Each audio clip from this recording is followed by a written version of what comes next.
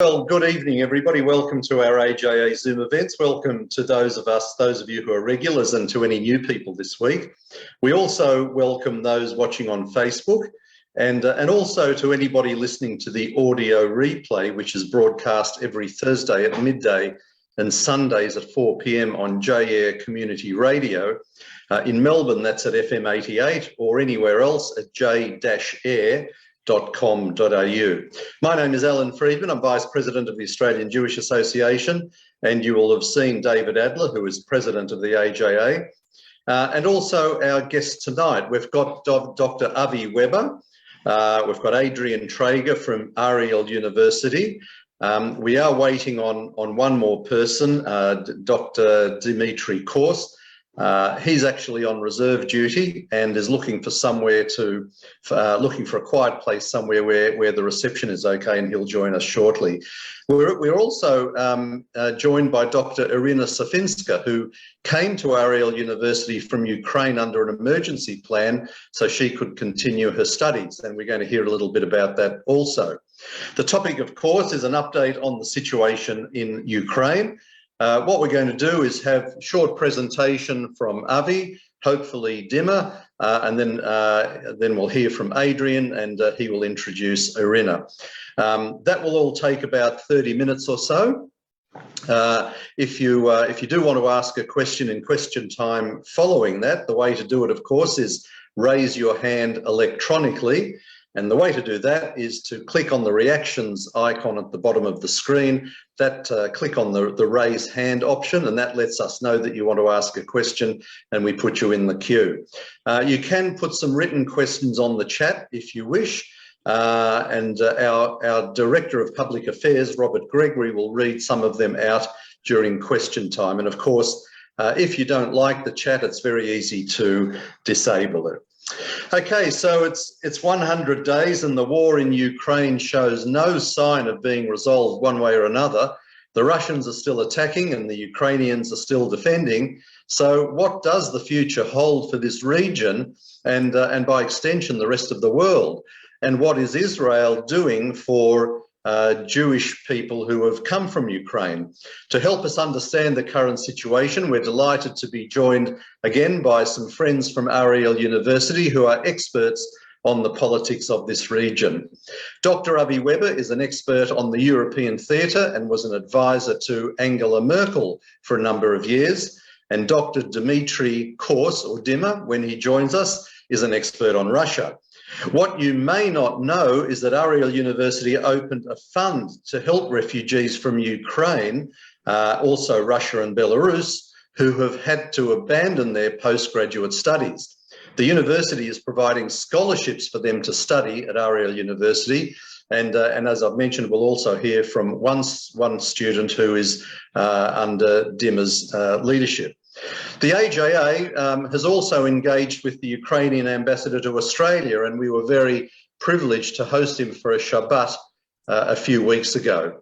Now, we did meet Avi and Dimmer back in March when we were introduced to Ariel University, so welcome back to Avi and to Adrian, and welcome to Irina, and it's lovely to have you join us. Thank you. Okay, we're going to hear first from Avi. So Avi, can I ask you to give us a 5-10 minute overview of how you see the war in Ukraine and particularly from a European perspective? What are your thoughts? So, good evening, everyone. I hope that you can hear me well. The current conflict in Ukraine is an interesting conflict. It's an interesting conflict because it holds two important issues. Foremost, it's a human tragedy of the situation in the Ukraine. We have heard that almost 17 million people are displaced of their homes, about 6 million are refugees, and once traveling in Europe, one meets Ukrainians everywhere that one is. The scope of the human tragedy in Ukraine is not only heartbreaking, but it's also showing its effect demographically with the migration of people out of the Ukraine. The second issue, or the more complicated issue on the international sphere is the fact that the war is changing all paradigms that have formed since the fall of the Iron Curtain. I'd like to take the next 5 to 6 minutes to run through, 7 minutes to run through the main changes that are undergoing as we speak. Wait a minute, someone is saying that my audio is not loud enough. Is now better? Can I be heard better now? It's sounding perfect to me, Avi. Very good. Okay. Just wanted to make sure that I'm not talking just to myself. So in any case, I'm going to focus in my few minutes about the changes that the conflict in Ukraine is causing politically to Europe and to the world. So at first, we see a huge questioning of all the paradigms, as I said before, following the fall of the Iron Curtain. We saw some sort of a consolidation within the European Union. Since 1995, the European Union has extended tremendously towards Central and East Europe. The last annexation round incorporated Croatia into the Union with 28 member states. And what we're seeing and what we're experiencing now is that there are some changes within the joint position within Europe due to the conflict. The conflict doesn't radiate only on the Ukrainian neighboring countries. The conflict actually puts in place or puts into context the feud between the Russian Federation and their strongholds and their affiliated countries with countries of Western Europe and countries that are backed or also including the United States of America. So at the moment, the hostilities in the region are not to be seen as a regional war. They should be seen in a more broadened perspective for the following reasons. The first direct effect of the fighting is a change within Europe. We saw yesterday a resolution that the European Union was leading towards sanctions on Russian energy. Do note that from that sanction, Hungary broke off, and that was for the first time since the hostilities began, a joint decision that was taken unjointly, and this is because of the European procedures. So Hungary basically detached itself from the general views or the general concept of Europe. They would not sanction and they would continue buying oil and energy from Russia. And that was the first move in fragmentizing the Central European bloc built by 4 countries, the Czech Republic, Hungary, Poland, and Slovakia. Secondly, we saw a trade deal yesterday between Serbia and Russia as well on oil. Once again, this shows that the blockade against Russia is not unanimous, not fully, but it is fragmented by countries who are very strongly affiliated to Russia, such as Hungary and Serbia. So what I'm trying to say is that the current conflict basically splits the consensus within Central Europe as per the position with Russia. Second point that we see of a problem is the debate about NATO. In recent weeks, 2 European countries have decided to negotiate their way into the Nato Alliance. That would be Sweden and Finland. With the Finnish case, it's of course highly complicated as Finland shares a very long border with the Russian Federation, and for years has been neutral and was actually very active in the negotiations in the first part of the war. Both these countries are now turning into joining NATO, being blocked again by Turkey that is playing basically a double game with the West. So Turkey is now trying to position itself once again between Russia and the Western countries, and once again increasing the problematics and the scope of the conflict between Russia and Ukraine. We have also very strong countries within Central Europe who are not at ease at the fact that they will have to energetically take care of their markets. We're seeing in Germany, we spoke last in March, we thought we were before a very big change where the German government would actually send heavy weapons into the Ukrainians in order to assist the Ukrainian army in the fighting against the Russians. This did not happen. What did happen, and as we speak now, the German Bundestag is voting on that, is an increase of the budget of the German army, meaning that the German army is now going to receive a surplus of 100 billion euros to fortify itself. Once again, coming back to my opening thesis, this demonstrates once again that the hostilities in the Ukraine are not only limited to the region, but had the direct and immediate effects of countries even not bordering in the vicinity of the conflicts and prepare. The last point I wanted to make is the questions that came up last week in Davos. There is a very interesting theoretical discussion ongoing in Europe, and I think that will be my last remark for this stage. There is a question how to end the war.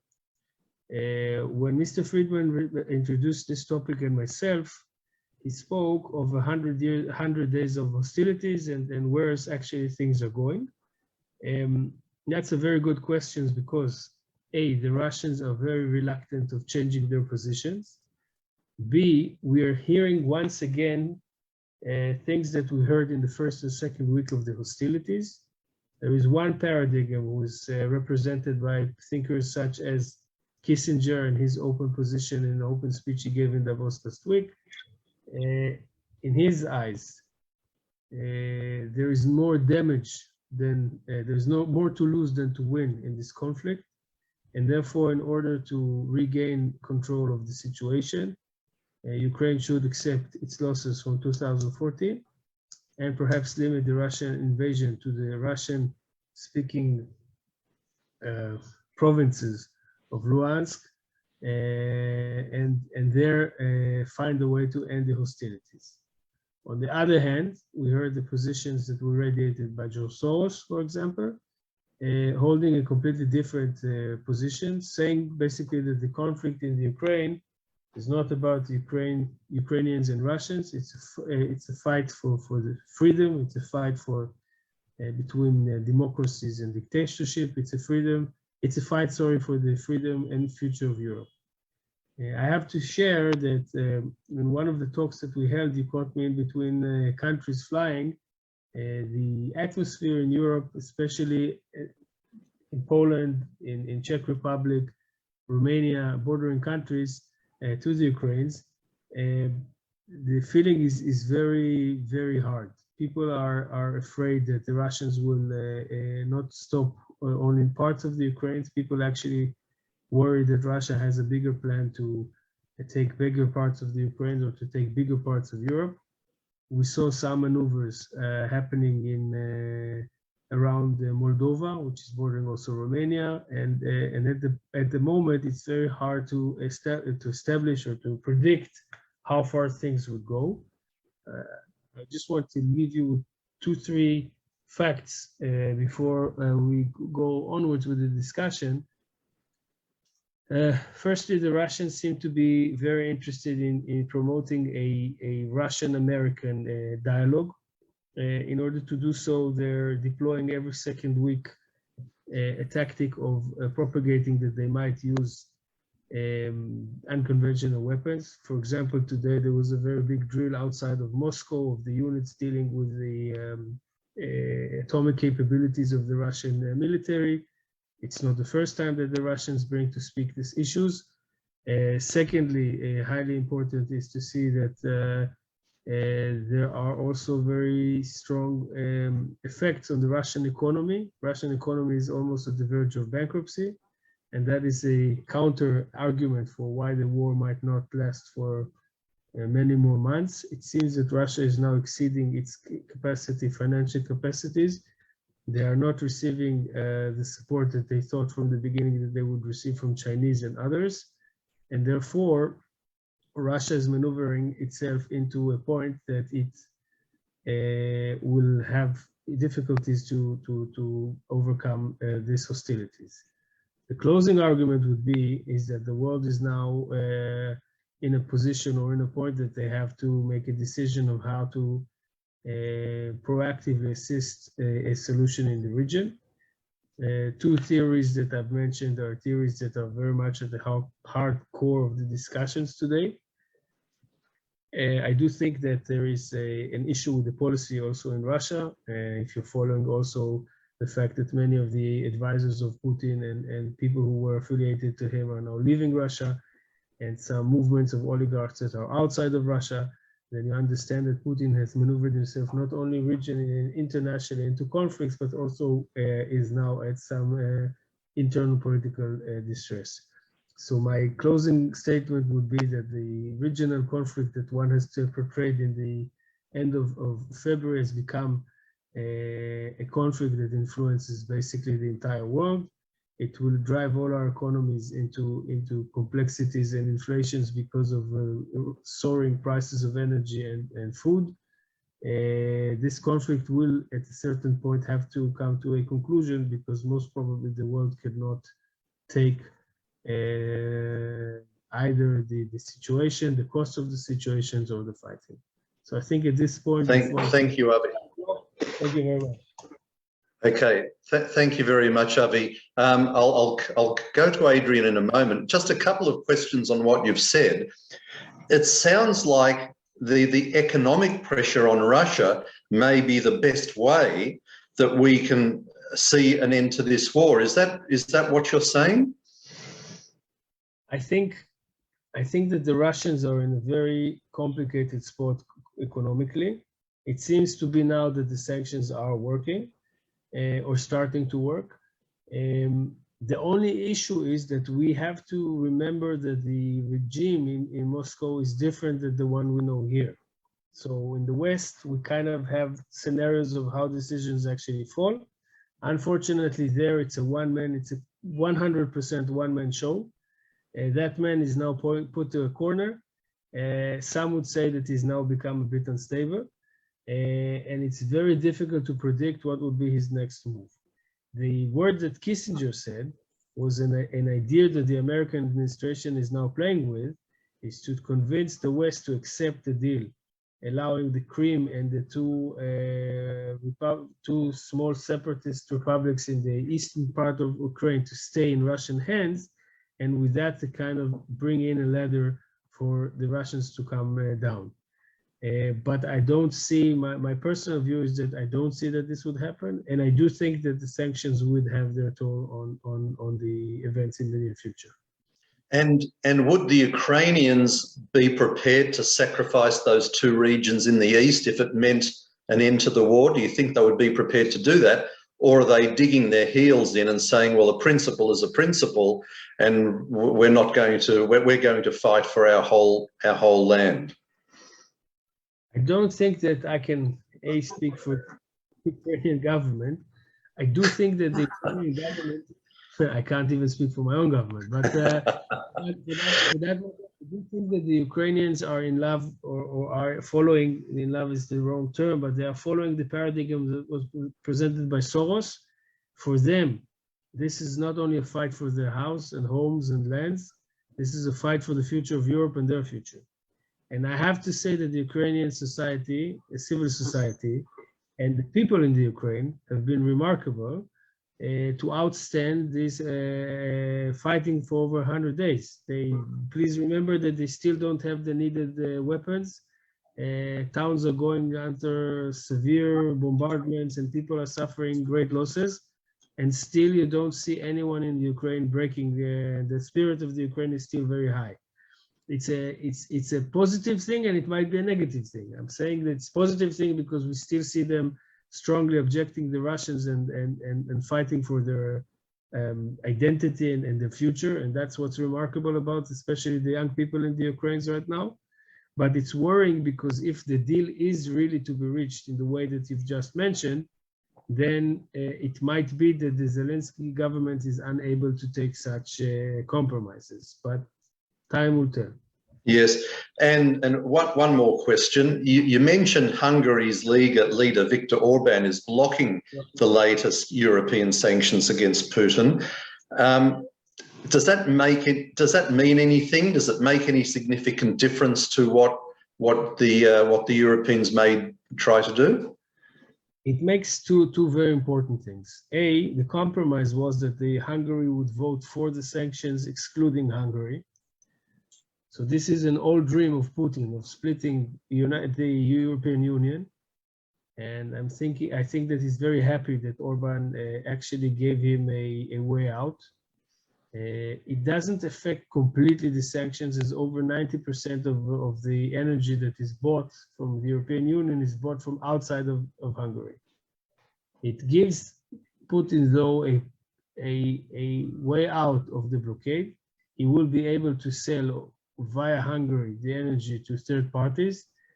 And it kind of shows that there is no real unity, 100% unity against his positions.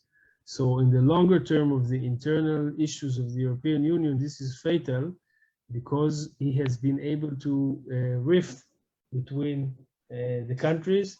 And although the Hungarians know for 100% that they are next in line should Ukraine fall, and the entire Central European countries are still haunted by the ghosts of the past. Budapest and also Prague have both experienced heavy Russian invasions in the past, which still scars the nations and the people. So to say that the decision of Orban fell easily, I don't share that. But I do worry that once it comes to the financial abilities also of the poorer countries, cheap Russian energy or a consolidation with the general views of Western Europe, we've seen in the two cases of Serbia and also of Hungary that the governments went against the common European position. And that, of course, weakens Europe versus Russia. We've just had a question pop up on the chat that Orban may be waiting to annex that part of Ukraine that has a Hungarian culture. What do you think about that? It's very possible. The person is once again a nationalist. We hear another thing, because this is a topic of this is a very quick lecture. It's not a seminar, but if we would have a seminar, we could have spoken about the entire ideas behind the war. Because if you hear the Russians, for example, they maintain that Odessa has been always a part of the Russian Empire and therefore should return to the Russian Empire and so on. So I'm sure that Orban knows two very important issues. One, that he can now get the energy pretty cheaply from the Russians and maintain the contacts with Russia. And we know about the oil, but we don't know what kind of other services. It could be that the Hungarian banks would now operate as a laundry for the needs, the financial needs of Russia. It could be that the Hungarians are now going to give loans to her. Nobody knows where things will go. But it's clear that Orban is siding with Putin because he believes that he will gain something out of it. I think that at the moment, this is what's scary for the Ukraine. There is no exit strategy also on behalf of the Ukraine. That strategy was discussed the first weeks of the war. It's not on the table anymore. In the minds of the Ukrainian government, it's all or nothing. They believe that they have the world behind them. And so they will be able to retain 100% of their territorial scope. I'm not certain that that is the case. I'm not certain that if A, economy is going to run crazy in the next few months, and B, the Russians are going to start to deploy their other units and other capabilities, things would remain as they are. Okay. Adrian, will come to you. Please unmute yourself, and I'll ask Irina to unmute herself also. Adrian Traeger is from Ariel University. So perhaps, Adrian, just give us a brief introduction to your role at the university, and then you can bring Irina into the conversation. Sure. So firstly, hello to everybody. Thank you so much for joining us today. To all our friends at the AJA, we really value our partnership together and look forward to doing many interesting things together. I think a quick background, the present conflict in Ukraine is perhaps the greatest catastrophe to hit Europe since the Second World War in terms of armed conflict and the fallout from it. One of the results of that is that many people who are in the middle of their academic studies have had to abandon their studies, which is a disaster for them and for in general. What our university has done is we created an emergency fund for postgraduate students who are doing their MAs, their doctors or postdocs and researchers, to help them come to Ariel and continue their studies. Really, as we heard, we don't really know how this conflict will continue for, and the effects happening in all kinds of areas is a disaster in terms of research, studies, everything. So we've been very grateful. We've raised nearly $100,000 and been able to offer opportunity to these academics. And I have to say that the people who have come has given us as much as we've given them, the energy, the intelligence, the research has been wonderful. And we, out of this disaster that's happening, we hope that there'll be a light at the end of the tunnel, that there may be opportunities here for many years of joint study and maybe new relations and strengthening between our nations. And so our Pastor Irina is one of the people who have come and studied our university. It's been a pleasure to have her, and I'll hand over to her. Okay, thank you. Just one question, Adrian. When you say you raised money, where did this money come from? Is that from the government or from overseas? It's from private donors. We received from Israelis, we received from South Africans, a little bit from Australians, some Americans. People reached out to really on a phone call, and they picked up the opportunity and jumped in and supported. The response was very quick and we really appreciate it, but it's really been individuals who have helped us do this. Okay, and this money, I suppose, pays for their transport to Israel and their living expenses and their tuition costs. Is that what the money gets used for? So it's largely for to cover the research tuition costs, etc. People doing postdocs and PhDs, it's a very expensive process, as people in academia will know. A lot of them come to refugee status, so in terms of the transfer costs, I think are covered very often in the by other areas. But the question is, once they've got to their area of destination, where do they go from there? And you know, one thing also we've learned, and I think it's important to mention this, that the fund is really helping people from the Ukraine, from Russia and Belarus. And you ask why Russia and Belarus? So there's been a huge fallout of people who've been against the war from Belarus and from Russia, have been jailed, have been put into house arrest, had to flee for their lives, and they've lost as much. Also, people who are trying to stop the war inside those borders, who are destitute, also destitute. So I think over here also the fund is really given an ability for those, at least in a small way, inside Russia who want to try and bring the war to an end, to also have options, because there is a voice in Russia, and it's under a very, very strong government sanctions. So it's important to give that option to them as well. Okay, all right, Irina, let's come to you. So welcome to our Australian audience. I'll just ask you to introduce yourself. Tell us a little bit about your background, where you're from, what you've been studying, what happened, obviously, that led you to leaving Ukraine and go to Ariel, and just tell us a little bit about this journey. Thank you. First of all, thank you, Ariel University, to invite me and to accept me there for 2 months. I'm professor, doctor, habilitowany for Poland since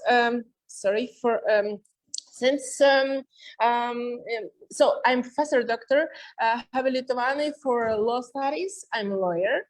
And I live in Lviv, in West Ukraine, but nowadays we can say that it is there is nothing safe in Ukraine, and West Ukraine or Central Ukraine is not much safer. Yeah, of course, it is not so destroyed. But about alarms, about bombs, about rockets, we hold all of that almost every day, and it is not anymore safe and secure to live there. A lot of academia members are abandoned of their academic lifestyle because of the war. It is not so easy to make research, to publish articles, to monographs, or cooperation and combined work, which is already started with our partners. Even I'm a law professor, it was very great for me to receive this possibility, actually proposed by Dima, to participate in Ukraine urgent fellowship and to receive this possibility to go to Ariel,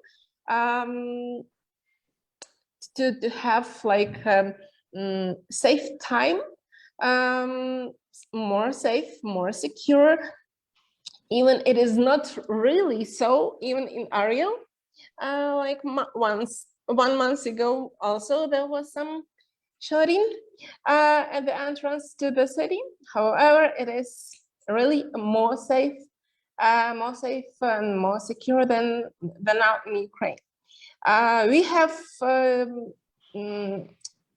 following the information provided by the United Nations, we have already more or less 14 million of people who are internal and international displaced people, more or less 7 million internally and 7 million internationally, more or less in the European Union member states, not only in the periphery, but all of them.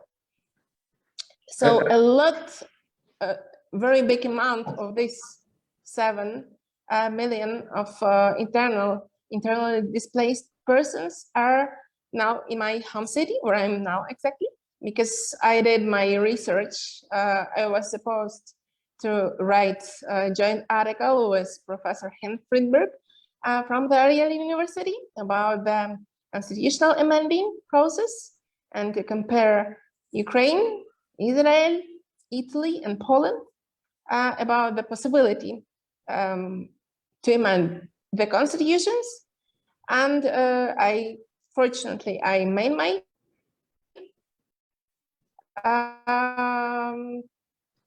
time for Dr. Friedberg to continue and to finish it.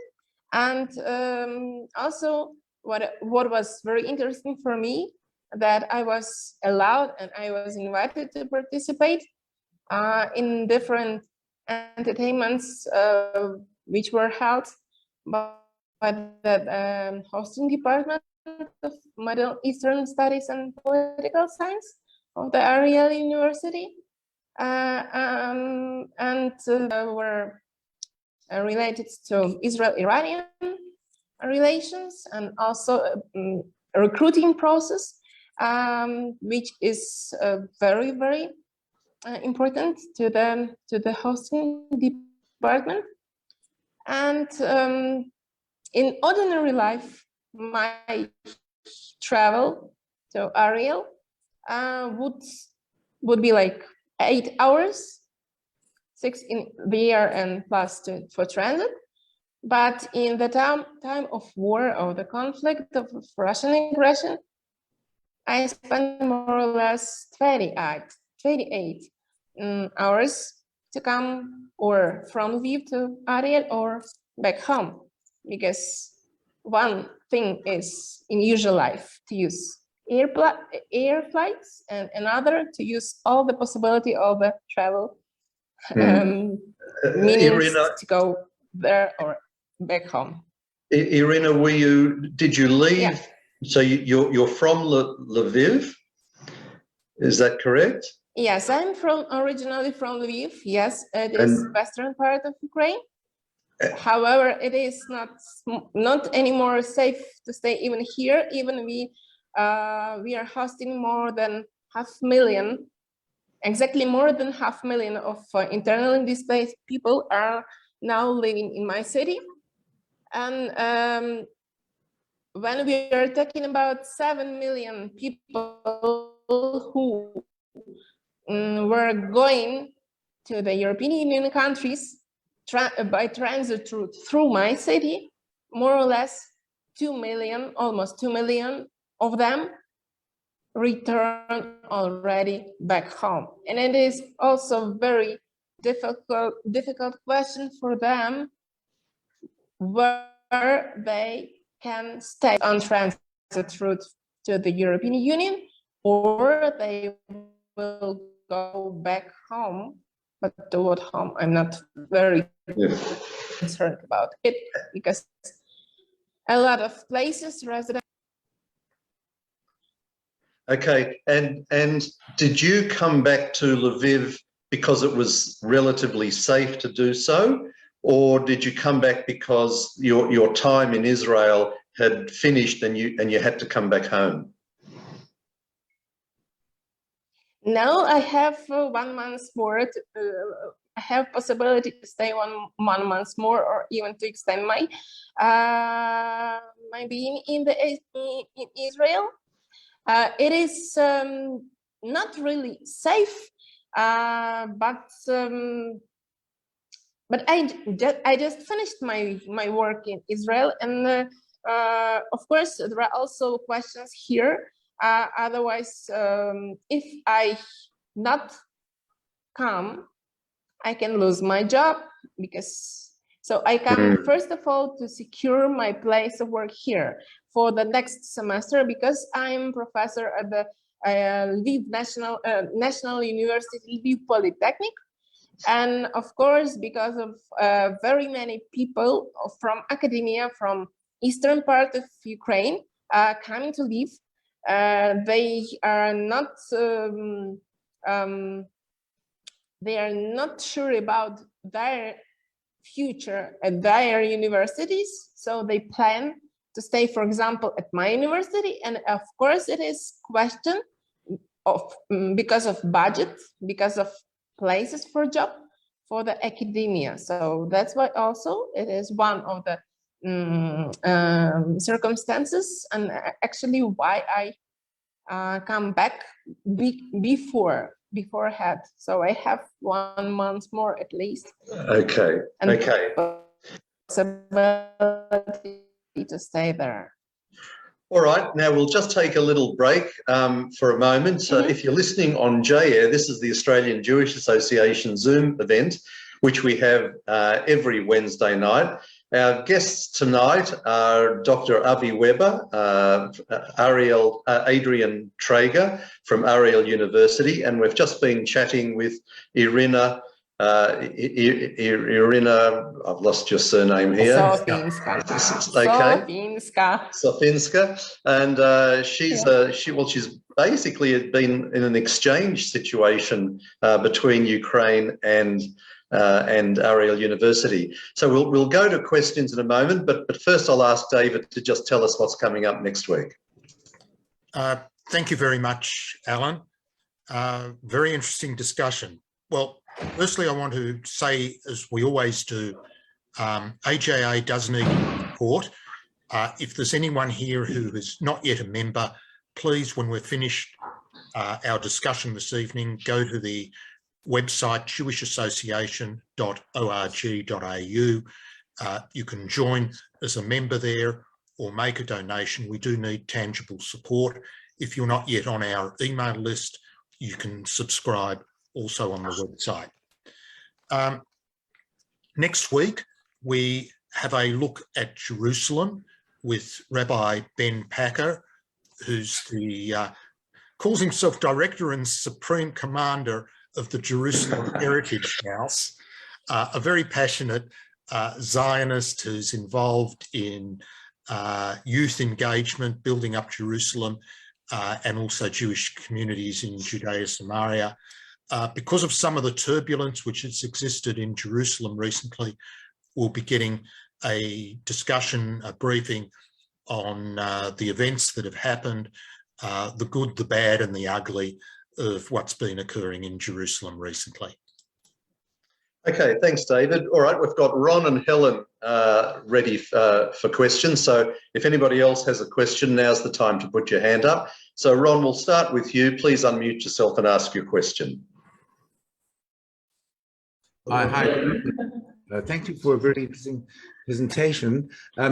We speak a lot about Ukraine, but the feeling I get is also that a lot of Russian people are getting very, very insecure, and they want to immigrate. And I'm just wondering about a possible brain drain from Russia as an added pressure on, as you know, to the economic situation at the moment. And would the West encourage this, a brain drain, which would put more pressure on the Russian, on Mr. Putin? Avi, we'll ask you to answer that, so please unmute yourself. Okay, so it's already happening. So, Ron, the question that you've just raised is already happening in a very serious way. The upper circle of Russian society, the oligarchs, are cut off from all their funds, and they're making sure that whatever they have will be sold and will go into Western hands. People who are eligible to leave Russia already do it. We don't see soaring numbers at the moment of immigrants, new immigrants coming there to Israel from Russia. Too many of them, but they are coming. But I do agree with you that in mid-long term, what this conflict will do is make sure that all of those people who are not in support of Putin will try to make their way out of Russia. And at a certain point, and the discussion is already ongoing, I think that most of the relief programs and most of the national programs to receive Ukrainian refugees would also be including Russian. So we do know of a few places in Germany, for example, where they receive both refugees, and that's also not very easy to manage because there are a lot of tension between the people. But still, Russia has received a very serious toll or a huge financial hit in the last 3 months, and time will tell. So if this will continue, we can expect a bigger surplus of also refugees coming from Russia towards the West. Okay, thank you. Helen, please unmute yourself and ask your question. Yes, thank you. Dr. Weber, why do you think there has been such a world reaction to support Ukraine in this situation, while there was practically nothing when China threatened Hong Kong? And do you think that that difference will influence China with regards to Taiwan? That's a very good question. And to be honest, I don't see any difference between the Russian-Ukrainian conflict and the Chinese-Taiwanese conflict. And I'm not the only one.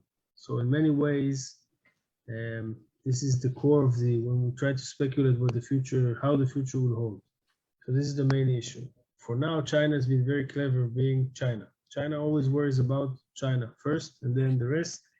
The Chinese have been a nation of merchants since their inception. So the Chinese are not playing the situation very well, playing on both sides, cooperating with both sides, selling to both sides, and working together with both sides. The Chinese are also very observant of the American position. You know that the American president was shortly about a week or 2 weeks ago in the Far East on a tour. He was trying to signal China to continue the line of not supporting Russia and not taking position in this fighting. Now, you asked a very good question about why does the world rally behind Ukraine and not behind others. First of all, when you describe the world, let's be very clear about it. We're speaking mainly about the United States of America, the Commonwealth, and Europe. Africa, South America, China, Japan, you don't really hear their positions on these issues. Australia is, of course, supportive because of its affiliation to Great Britain and to the Commonwealth. But other than that, the reason why everyone is rounding up behind Ukraine is the fear that the Russians would move westwards. I started my short talk by saying that all paradigms that we've built since the collapse of the Iron Curtain are back again. Russians have made, in the beginning of the hostilities, very clear to the Germans that they intend to bring their soldiers back to the east parts of Germany. So, you know, not everything that the Russians say is taken seriously, but in their eyes, they rationalize, let's try and put it this way. They're rationalizing the hostilities because Ukraine officially wanted to join NATO. It was never the case. NATO was never to accept Ukraine. The Ukrainians never actually make the application, but in Russian eyes and media, it has been portrayed as if Ukraine did the first step of trying to bring NATO forces to the Russian border, and with that to threaten Russia.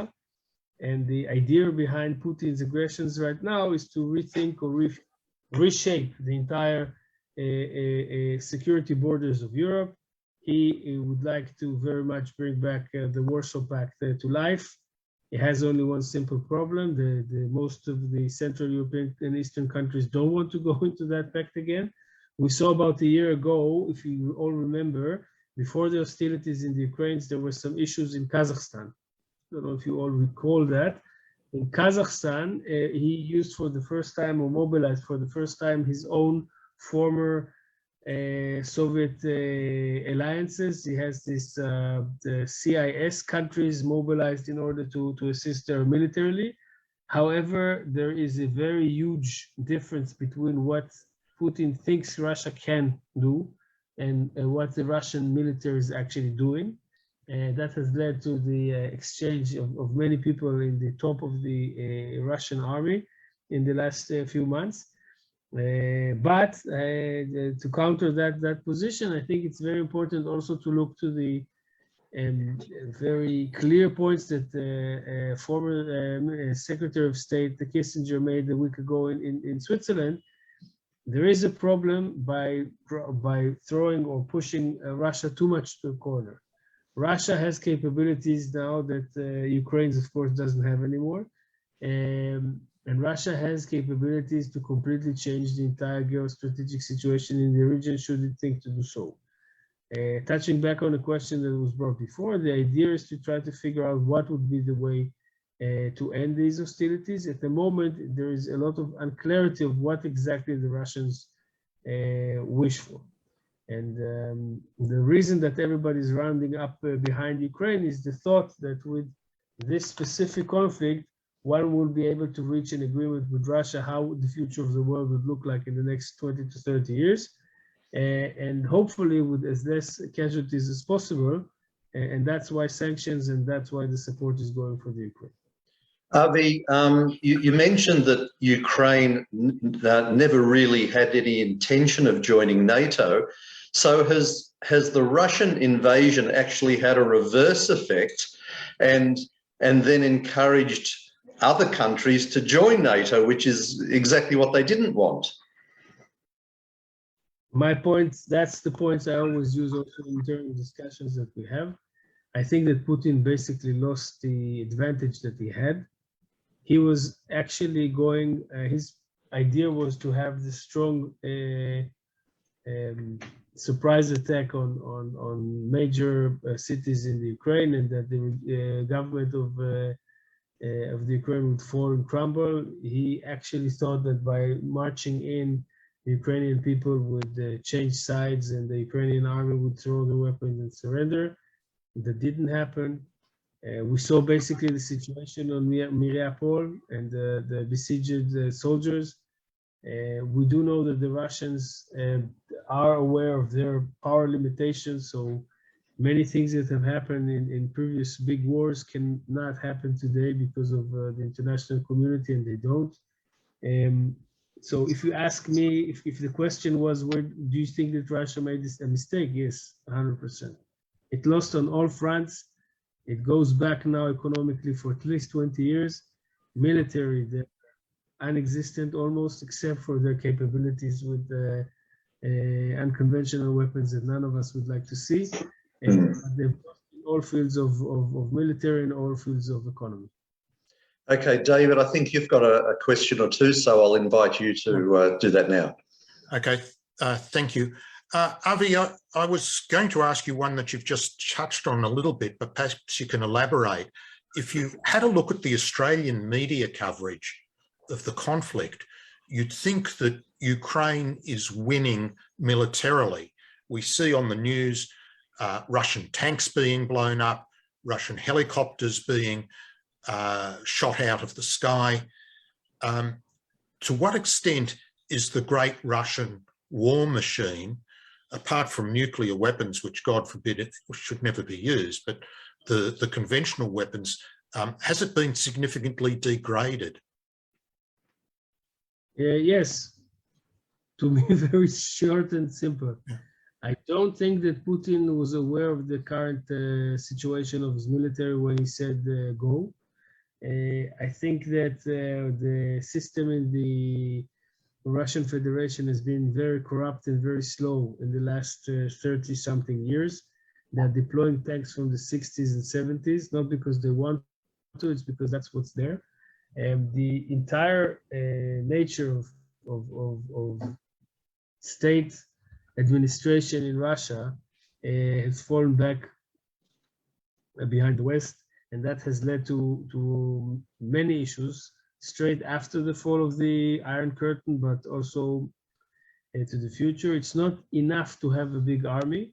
The army should be maintained, and there are significant costs. If you ask any Australian parliamentary or people, they will tell you how much money Australia invests yearly just to maintain its capabilities from last year, not to advance, but just to keep to speed with what they have. That hasn't been the case in Russia. And I don't think that significant amounts of money went into the abilities of the Russian army now. So the army they did try to use a few, I would say, media stunts. So they brought into the game their new hypersonic missiles, for example, or they spoke of other capabilities that they're now using with drones and so on. But you don't see real effects on the ground. At the end of the day, if we look this out a year from now, understanding that the Russians don't really hold human life dear. So Putin would be, for example, interested in killing 500,000 of his soldiers just to kill 500,000 Ukrainians. But that's not going to be the issue. The issue is going to be the following. There will be, we spoke about academia because we gave the example of our colleague here today with us, but think of the fact that Russians can't even travel freely today anywhere. They can't do business anywhere. They can't send in or get money because they're cut off of the last big bank that was actually the lifeline for Russia has been cut off yesterday by the European Union and the United States of America. So I don't really see how this would be sustainable in the next 3 to 4 months in Russia. Okay, and what about from an Israel perspective? There was a report recently that Russia's had quite a lot of involvement in Syria, that they've actually had to pull out some of the assets from north of Israel. Are there any implications for Israeli security that arise that you can comment on? Well, Israel is always somehow involved in everything. So if you take, it's a small country, but it seems to be that we're always in the middle of everything. So forgetting the failure, the very strange move of trying to mediate between Russia and Ukraine, which could be again a separate talk. The situation in Syria is actually very troubling. The Russians in Syria has always been very rational. So there were very serious talks and coordinations on military level. We had the hotline to the Russian army indicating every big strike that allegedly was done from Israeli territories.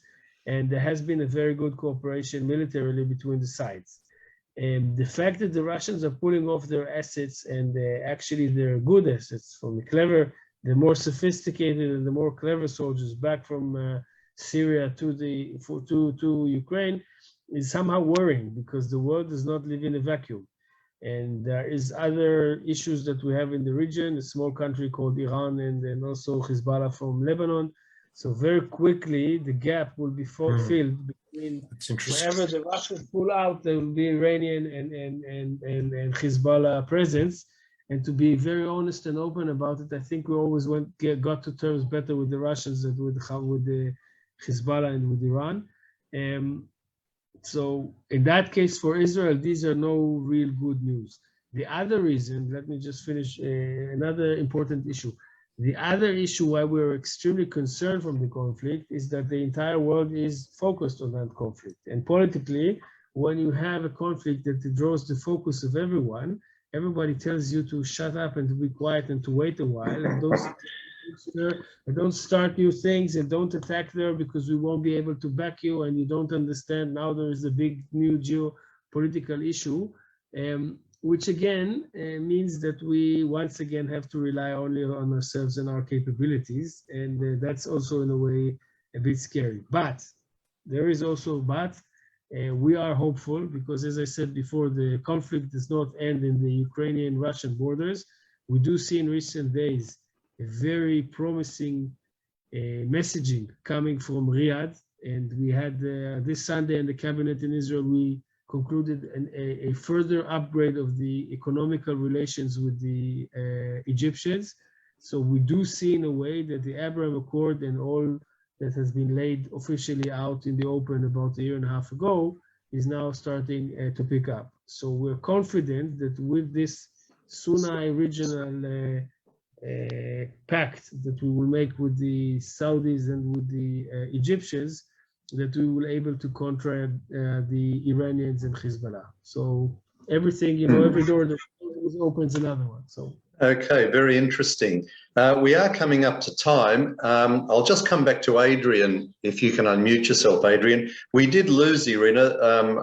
I don't know whether others noticed, but her internet connection was quite unstable, but she dropped out. She was trying to log back in, but was unsuccessful. Adrian, just to finish off, tell us a little more about the students that you've got from Ukraine. Do any of them actually want to stay in Israel permanently? Is that part of the plan here, or is it purely just a temporary respite from their studies that may be experiencing difficulty back home? The answer is yes to all of the above. Well, I think maybe you're touching on another interesting subject, is that the Ukraine has about 360,000 Jews living there, and